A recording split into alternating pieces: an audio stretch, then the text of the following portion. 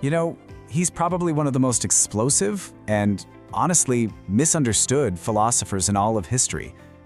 His ideas were so powerful, so potent, that they were literally hijacked by one of the most evil regimes the world has ever seen. But the real story of the man who famously declared God is dead? Well, it's far more tragic and way more human than you'd ever think. So let's get into it. Okay, so picture this. It all kicks off with this story he wrote. You've got a madman, right? He's holding a lantern, even though it's the middle of the day. He runs into a crowded marketplace yelling, "I see God, I see God." The people there, they just laugh at him. So he turns on them and he screams, "Where has God gone? I'll tell you. We have killed him, you and I." The guy who wrote this wild parable? Friedrich Nietzsche. And for his trouble, he earned some pretty damning labels. People called him the Antichrist, a madman, and most infamously, his work got twisted and turned into a kind of mascot for Nazi propaganda. Hitler himself actually championed this distorted version of his ideas. But here's the thing. That was a complete, grotesque distortion of everything he actually believed. To get what Nietzsche was really trying to say, we have to peel back all those layers of propaganda and tragedy to find the real person underneath. You know, the biggest irony of Nietzsche's whole story is where it begins. Because the man who would become faith's greatest critic, he actually started out as its most passionate follower. So Nietzsche was born into this deeply religious family in a tiny German village. His dad was the local pastor, and he was even named after the King of Prussia. He had two younger siblings, a brother named Ludwig and a sister, Elisabeth. Now, remember that name, Elisabeth, because trust me, she ends up being the villain of this whole story. But life for this seemingly perfect family just took one devastating turn after another. When Friedrich was only 4, his dad was hit with a horrible brain illness that left him paralyzed and in constant pain. A year later, his father was dead.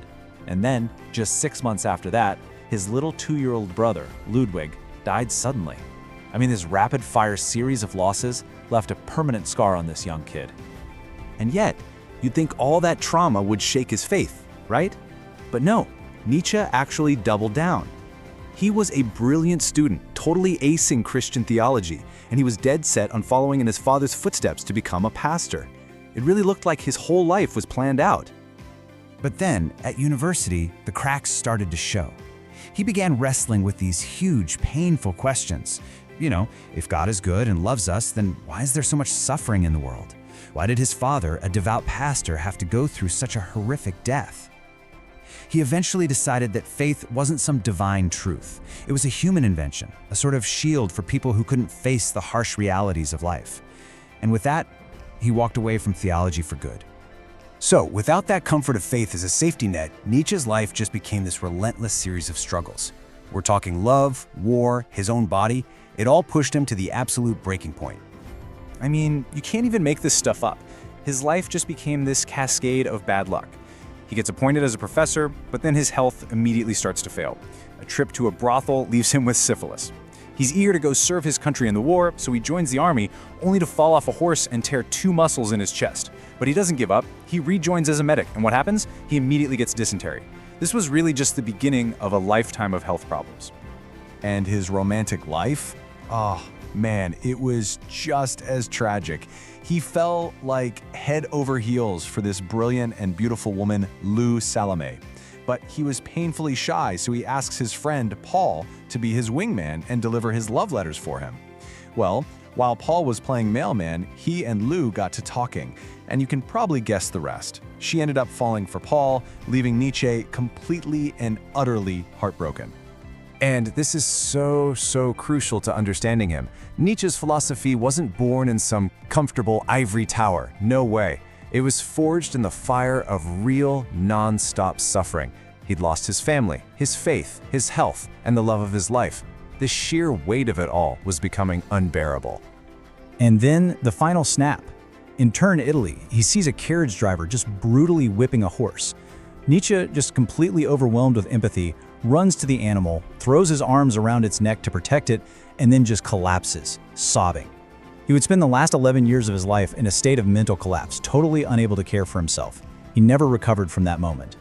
So with Nietzsche now completely silent and helpless, the villain of our story finally takes center stage. Remember his sister Elisabeth? She was a passionate German nationalist, someone he'd actually grown to despise. She became his caretaker, and more importantly, the sinister gatekeeper of his entire life's work. Elisabeth immediately seized control of all his unpublished writings, and she began systematically editing them, literally twisting his words to fit her own nationalist beliefs. His amazing ideas about individual strength and overcoming yourself, she warped them into a justification for German superiority. She even took a bunch of his fragmented notes and cobbled them together into a book he never, ever intended to publish, and she called it The Will to Power. After her brother died, her project became even more monstrous. She became a huge admirer of Adolf Hitler. There's this infamous photo where you can see her presenting Hitler with her brother's walking stick, basically symbolically handing over his entire legacy. The Nazis then enthusiastically republished her fabricated versions of his work, using his famous name to lend some kind of intellectual credibility to their horrific ideology of a master race. For decades, Nietzsche's name was absolute poison, just forever stained by that connection to Nazism. But after the war, a new chapter began, a slow, careful process of rediscovery and finally, restoration. You had scholars who basically became historical detectives.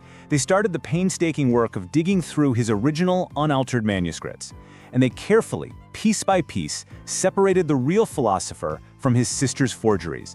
And what they found wasn't some prophet of hate, but a profound thinker who was grappling with the deepest questions of what it means to be human. And you know what? His ideas are arguably more relevant now than they've ever been. I want you to think about someone, let's call her Jackie. She's 20, feeling totally lost and overwhelmed. She just dropped out of college, she's chronically online. And late one night, just scrolling, she stumbles across a quote from some philosopher with a huge mustache. And this one quote, it just hits her harder than anything she's ever heard. He who has a why to live can bear almost any how. And that right there is the core of Nietzsche's enduring power. It's a radical idea. Instead of looking for meaning from some outside source like God, he challenges us, each one of us, to create our own. He's saying that if you can define a powerful enough reason why you live, you can endure almost any how life throws at you. Nietzsche's own life was a testament to his philosophy. The man endured unimaginable pain, yet he used that very suffering to create this body of work that challenges all of us to find meaning in a world where the old certainties are crumbling. And so, he leaves us with maybe the most important question there is, the one only you can answer for yourself: what's your why?